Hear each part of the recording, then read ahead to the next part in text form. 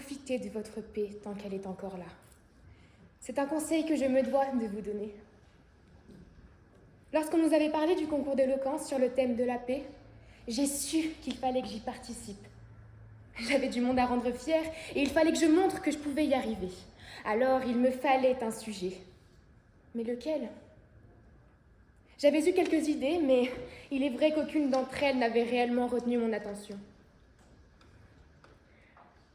Et puis, il y a eu ce vendredi. Après lui, j'étais prête à tout abandonner. Ce vendredi après-midi, après une matinée plutôt banale, je me suis rendue chez moi, ne sachant pas que je marchais droit vers une nouvelle qui m'ôterait toute paix intérieure. Je me souviens du moment où j'ai compris que j'allais devoir dire au revoir à ma paix. Je me souviens de ma mère qui rentre en pleurs, sachant qu'elle allait devoir m'annoncer cette nouvelle que je redoutais. Ce vendredi, c'était le 3 février 2023, et mon grand-père venait de mourir.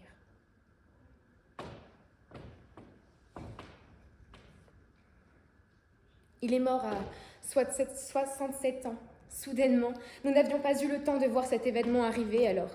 Alors voici mon sujet. C'est le jour où j'ai perdu ma paix et où je me suis rendu compte que je n'en avais pas profité.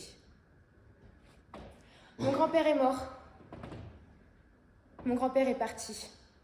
Et ma paix est partie aussi. Il est parti en paix, mais a emporté la mienne. En ce début d'année, qui avait commencé d'ailleurs de manière lamentable, si l'on m'avait dit Cléo, bientôt ta paix partira, j'aurais sûrement répondu, c'est déjà le cas. J'étais bien loin d'imaginer que j'aurais eu tort de dire cela. Ma paix était là, juste devant moi, mais je ne la voyais juste pas. Oui, ma paix s'en est allée. Et maintenant, surprise et chagrinée par son départ, je n'ose plus parler, je n'ose plus manger, je n'ose même plus rire, je ne fais que pleurer. Je ne l'avais jamais compris, mais mon grand-père était ma paix, mon équilibre, mon ange gardien qui, dans son calme et son silence, me soufflait toutes les réponses. Oh, tout ce dont on aurait dû parler, tout ce qu'on aurait dû faire, tous les moments que l'on a loupés car je n'ai fait que me taire. Non, je n'ai pas profité d'elle. Pourtant, ma paix était là, juste devant moi. Non, je n'ai pas profité de lui. Mais maintenant, mon grand-père est parti. Alors je me suis sentie lasse et vide, cherchant pendant un moment une bonne raison de vivre. Je me rends compte seulement maintenant à quel point je fus stupide de ne pas en profiter. Et puis là encore, je me voile la face, la situation se répète et je me sens toujours aussi bête. Ma paix est encore là, juste devant moi, mais je ne la vois toujours pas. La vie continue sans s'arrêter, mais moi, je crois être en panne de paix. Le temps va dans un sens, moi, je vais dans l'autre. Maintenant, c'est moi qui suis silencieuse, mais sans donner de réponse aux autres. Je reste immobile, alors que je peux toujours toucher à ma paix si je tends suffisamment les bras. J'ai pourtant un toit, j'ai pourtant une famille, j'ai pourtant une vie et un futur disponible. Alors bon sang, pourquoi est-ce que je n'arrive pas à tendre les bras et toucher à ce que j'ai encore ? Moi, je veux rire et sourire. Je veux danser et chanter. Je veux que les seuls problèmes dont j'ai à me soucier soient quelle heure de cours et ce que j'aurai appris. Tout ce que je veux, moi, c'est vivre et en profiter. Certes, mon grand-père est parti. Mais est-ce que ma paix aussi ?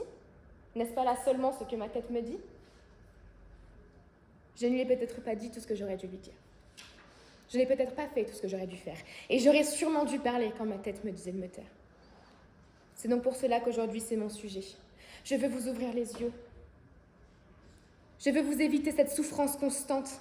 Vous permettre de tendre les bras et de toucher à votre paix tant qu'il est encore temps. Je veux que vous vous rendiez compte que nous n'avons qu'une seule chance d'être ici et qu'il est préférable que notre vie se passe en toute conscience de la paix qui nous entoure. Alors oui, mon grand-père est parti. Mais je refuse que ma paix parte aussi. Maintenant, je sais, ça n'était que ce que ma tête me disait. Ma paix est encore là, juste devant moi, et je peux enfin tendre les bras. Cette fois-ci, je ne me tairai pas. Je compte à mon tour souffler toutes les réponses nécessaires pour que chacun puisse voir la paix qu'il possède. Qu'il soit entouré de la guerre ou non, ou qu'il vienne de perdre quelqu'un ou non. Je vais faire taire ma tête et ses pensées immédiates, qui grignote lentement et sadiquement chaque particule de ma paix. Alors de quoi que soit faite votre paix?